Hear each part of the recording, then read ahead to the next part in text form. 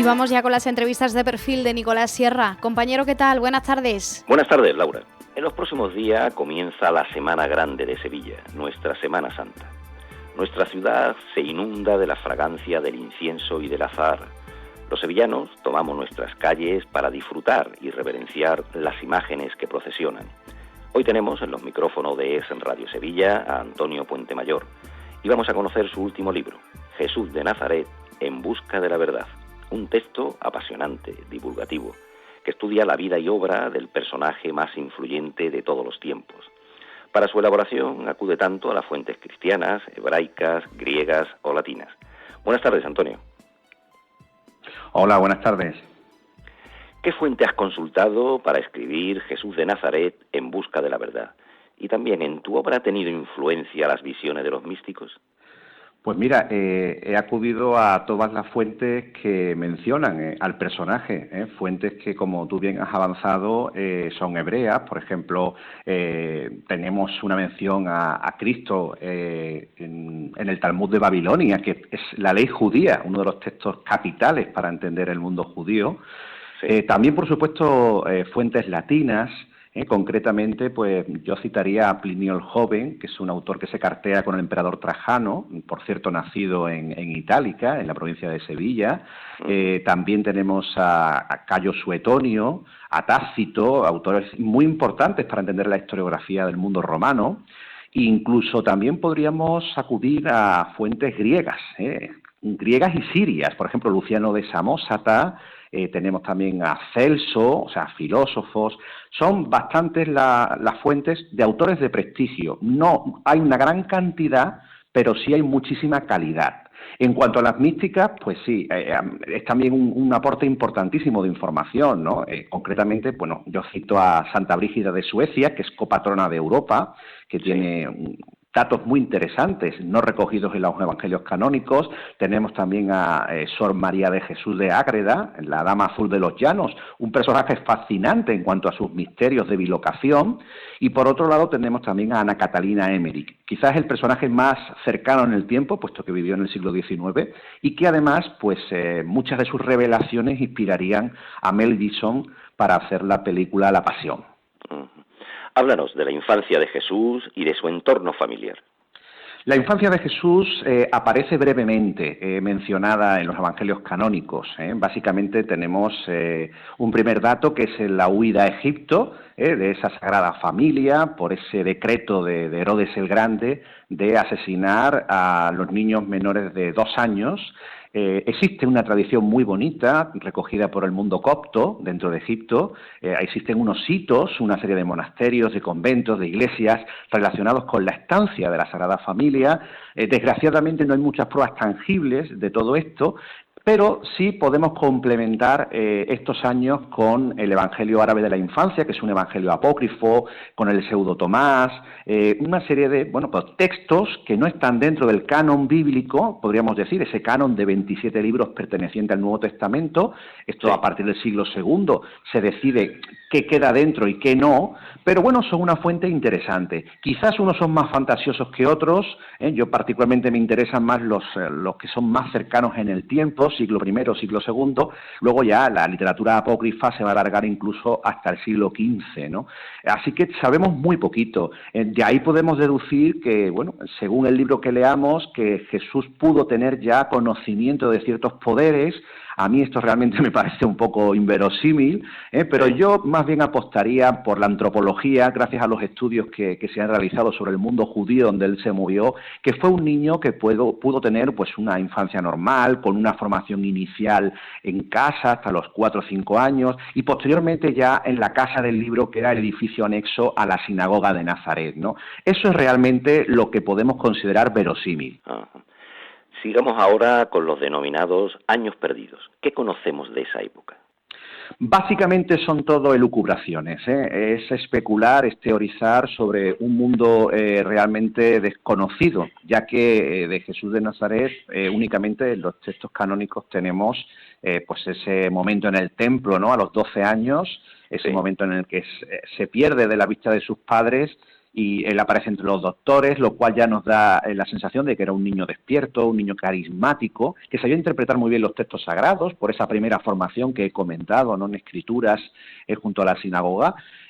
También probablemente porque su padre, José, trabajaba no solamente en el ambiente de Nazaret, que era una pequeña aldea de en torno a 400 personas, sino que podía acudir a Séforis, apenas a 4 kilómetros de Nazaret, que era una ciudad helenística, primero destruida por el general Pompeyo, luego reconstruida en tiempos de Herodes Antipas, y ahí Jesús pudo tener un conocimiento pues de lenguas, por ejemplo, del griego, pudo conocer también algo de latín, pudo entrar en contacto con comerciantes, digamos con un mundo más globalizado, ¿no?, que ese de la pequeña aldea de Nazaret. Más allá de ahí, todo son especulaciones, se ha hablado de Jesús en la India, en Cachemira, incluso hay una tradición que liga a Jesús de Nazaret a Japón, pero insisto que son todo teorías, especulaciones que tienen poco fundamento. Ahora vamos ya a adentrarnos en su vida pública. ¿Qué consideraciones nos puedes relatar de la última parte de la vida de Jesús? La vida pública de Jesús es quizás una de las facetas menos conocidas del personaje. Es curioso porque siempre que se cita a Jesús solemos hablar del nacimiento en Belén, solemos hablar pues de esto que he comentado, la huida a Egipto y tal, los primeros años, y posteriormente ya daríamos el santo a la última semana, ¿no?, la pasión, todo esto ambientado en Jerusalén. Pero esa vida pública es la que realmente nos va a dar constancia de la dimensión que tiene este personaje, ¿no? Años finales en los cuales, bueno, pues va a demostrar esa faceta que tiene de exorcista, que tiene de taumaturgo o hacedor de milagros, y sobre todo también yo diría de gran creador de discursos, ¿no? Son muy importantes pues todas las parábolas, todos esos sermones que nos va a dejar para la historia, siempre con un lenguaje cercano, un lenguaje fácilmente entendible por la gente que lo rodeaba, pero un lenguaje que está cargado profundamente de símbolos, ya que podríamos decir que el ministerio público de Jesús tiene unas conexiones muy estrechas con el Antiguo Testamento. Prácticamente no hay episodio relacionado con su vida en el que no aparezca una referencia a los Salmos, que no aparezca el rey David, que no esté Elías, que no esté Miqueas, Isaías, en fin, una serie de autores que van a conectar directamente pues ese tiempo nuevo, ese tiempo de renovación del mensaje que él nos trae con el tiempo anterior. Hay un episodio fundamental que es el que marca un poco el punto de inflexión entre los primeros años de Jesús y los años definitivos, que es la transfiguración. Esto ocurre en el Monte Tabor, allí se ubica, yo he tenido la suerte de estar allí, a 575 metros de altura, en un lugar, bueno, pues realmente idílico. Allí hay testimonios arqueológicos, de hecho, bueno, los caballeros cruzados estuvieron y dejaron allí una edificación, ya en la Edad Media, y bueno, pues allí es donde tenemos a Jesús junto a Moisés, junto a Elías, en presencia de sus 3 discípulos predilectos, Pedro, Juan y Santiago, y a partir de ese momento, cuando Jesús se resplandece como resplandeció Moisés en el monte Sinaí, a partir de entonces Jesús va a iniciar esa recta final que van a incluir resurrecciones, ¿no? Por ejemplo, como la de la hija de Jairo. Tenemos también el episodio de Betania con Lázaro, ¿no? Un episodio realmente trascendental. Y bueno, pues una serie de curaciones a ciegos, a tullidos, a la hemorroísa, un episodio muy bonito también, esa mujer que sangraba, ¿no? En fin, tenemos, la verdad es que 17 milagros que se podrían englobar, ahí las resurrecciones, exorcismos, etcétera, que nos van a dar buena cuenta de la dimensión que tuvo Jesús. ¿Cómo crees tú que fue su relación realmente con Poncio Pilato?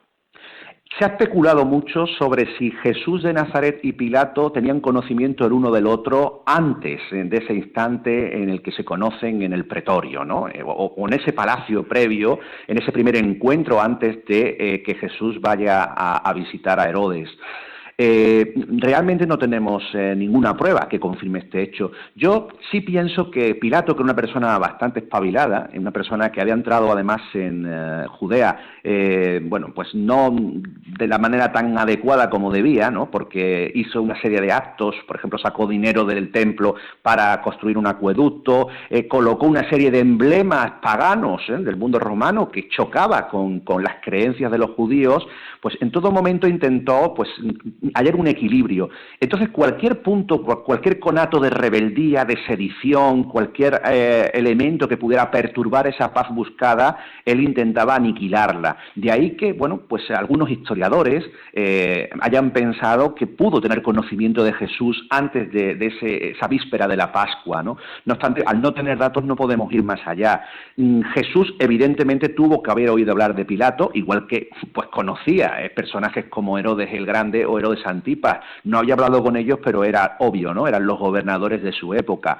Entonces, claro, yo creo que la relación entre Pilato y Jesús es una relación de interés mutuo, ¿no? De curiosidad, sobre todo por parte de Poncio hacia Jesús, un hombre del que le han hablado, bueno, pues sus informadores, de que hace acciones extraordinarias, que hay un gran odio reconcentrado en torno a él, sobre todo a partir de la purificación del templo, ese episodio que ocurre el lunes santo, ¿no? Según nuestra tradición. Y claro, básicamente Pilato lo que temía de Jesús era ese momento que pudiera llevar a una rebeldía, ¿no? Ya la tenía con los celotes, una facción peligrosa, una facción armada dentro del mundo judío, y temía que Jesús, en una fecha clave como era la Pascua, pudiera incitar a las masas a una nueva rebelión. En Semana Santa, como ya conocen nuestros oyentes, muchas televisiones emiten películas de la vida de Jesús de Nazaret o de personajes coetáneos. Desde tu amplio conocimiento, ¿qué películas crees que se pueden atener más a la realidad o reflejar mejor esa época? Bueno, hay una película que yo creo que es clave para todos, más que película de cine, fue una película emitida en varios capítulos en televisión, que es Jesús de Nazaret, de Franco Sefirelli. Yo creo que crecimos todos con esta película, porque refleja muy bien el mundo judío del siglo I. Luego, evidentemente, una película que queda atrás en el tiempo, en torno a la década de los 70, ha habido otras aproximaciones desde el punto de vista cinematográfico. Una película que causó muchísima polémica, que a mí particularmente me parece muy rescatable, es La última tentación de Cristo, de Martin Scorsese. Es cierto que no está basada en los evangelios, está basada en una novela de Kazantzakis, pero, por ejemplo, la crucifixión, probablemente la más cercana a cómo pudo ser en la realidad, es la de esta película, ya que Jesús aparece, por ejemplo, desnudo, y los ladrones que están crucificados junto a él están en el llamado Infelix Signum, ¿no? Que sería ese árbol desnudo, un árbol que prácticamente no ha sido ni tallado para convertir en cruz. Esto aproxima muy bien a la realidad que pudo ocurrir en esa época. Luego tenemos La pasión de Mel Gibson, que antes he mencionado. Probablemente lo que es la detención, el prendimiento y ese interrogatorio previo a Pilato es lo más cercano, lo más fiel que tenemos a los evangelios. Y por supuesto, en estos últimos tiempos no podemos dejar de mencionar a la serie de televisión de Chosen, ¿no? Una serie que se está emitiendo de manera gratuita en plataformas desde hace unos años y que refleja muy bien la relación de Jesús con sus apóstoles. Damos las gracias a Antonio Puentemayor por acompañarnos en este programa. Un placer y nada, enhorabuena por el programa y a disfrutar de esta Semana Santa. Igualmente, Antonio, un abrazo. Queridos oyentes, continúen escuchando las mañanas de Es Radio Sevilla. Oye, Alberto, ¿tú tienes alarma? Sí, la de Securitas Direct. ¿Y qué tal? Es que estamos pensando en ponernos una. En mi bloque la está poniendo todo el mundo. Y me preocupa que si vuelven a robar, entren en mi casa. Ni te lo pienses. Por lo que cuesta, merece la pena vivir tranquilo. Protege tu hogar frente a robos y ocupaciones con la alarma de Securitas Direct. Llama ahora al 900 903 723.